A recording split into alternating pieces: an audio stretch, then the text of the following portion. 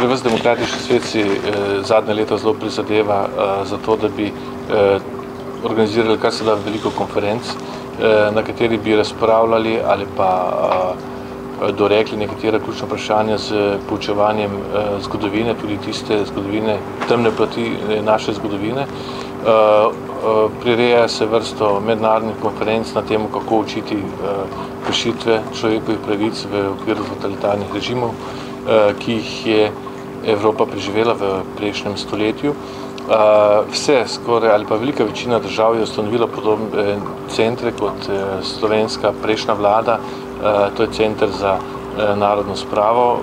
Ti centri se po Evropi različno imenujejo, vendar imajo neko skupno obeležje ali pa skupno nalogo, skupno poslanstvo, to je, da poskušajo pomagati, spoznati vso grenkobo totalitarnih režimov z namenom, da se oblikuje zavest o totalitarnih režimih in da se nikoli ne bi totalitarni režimi ponovili več v evropski zgodovini oziroma naši civilizaciji.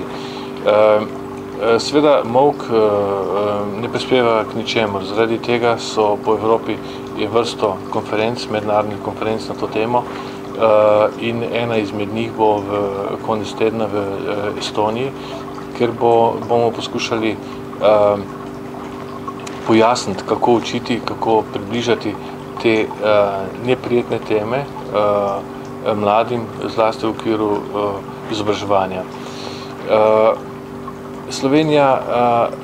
Slovenija je na dobri poti, da se spremeni oziroma uvede spremenjeni kurikul v prakso.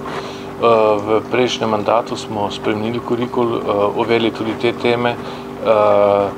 Človekove pravice so tema, ki jo slovenski učenci, dijaki in tudi študentje dobro obvladajo oziroma vsaj v kurikulu je dovolj prisotna.